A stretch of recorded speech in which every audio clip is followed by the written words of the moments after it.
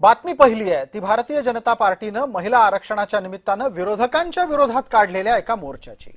या मोर्चामध्ये नियमाचं उल्लंघन झालंय असा निष्कर्ष मुंबई पोलिसांनी काढलाय आणि या निमित्तानं मुंबई पोलिसांच्याकडून मोर्चा आयोजकांच्या विरोधामध्ये चक्क गुन्ह्याची नोंद करण्यात आली आहे। मोर्चा आयोजक संतोष पांडे याच्या विरोधामध्ये मुंबई पोलिसांमध्ये गुन्हा नोंद झालेला आहे। सत्ताधाऱ्यांनी काढलेल्या मोर्चालाच मुंबई पोलिसांनी एक प्रकारे नियमाचं उल्लंघन करणारा मोर्चा ठरवल्यानं सर्वत्र खळबळ माजली आहे।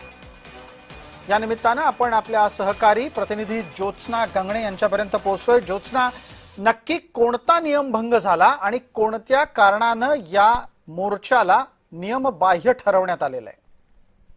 पोलिसांकडनं जे आहे, मुंबई पोलिसांकडनं जे आहे या मोर्चाला परवानगी होती। हे सर्वात महत्त्वाचा इकडे मुद्दा आहे की या मोर्चाला परवानगी होती का? भाजपने काढलेल्या मोर्चाला तर परवानगी होती, मात्र या मोर्चामध्ये काही नियमांचं उल्लंघन झाल्याचं असल्याचं सुद्धा जे आहे ते मुंबई पोलिसांच्या लक्षात निदर्शनास आलेलं आहे आणि या संदर्भात आणखीन सीसीटीव्ही फुटेज जे आहे ते सुद्धा मुंबई पोलीस तपासत आहेत। मात्र या मोर्चामुळे मुंबईकरांची आणि वाहतूक कोंडी जी झालेली आहे त्याचमुळे या ठिकाणी नियमांचं उल्लंघन झालं असल्याचं सुद्धा पोलीस सूत्रांकडून मिळालेल्या माहितीनुसार जे आहे ती माहिती मिळते। आणि सर्वात महत्त्वाचं म्हणजे हा मोर्चा जो आहे तो जवळपास 2-2.5 किलोमीटर जांभोरी मैदानाच्या समोरून ते वरळी डोम इथपर्यंत जो आहे तो पायी मोर्चा काढण्यात आलेला होता।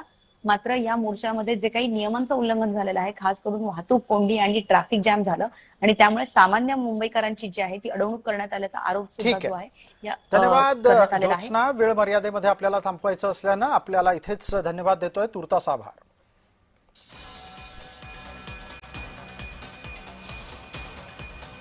संतोष पांडे यांचा फोटो आपण आता वृत्तवाहिनीवर पाहतो आहोत। या संतोष पांडे यांच्या विरोधामध्ये नियमाचं उल्लंघन झाल्याप्रकरणी मुंबई पोलिसांनी गुन्हा दाखल केलेला आहे।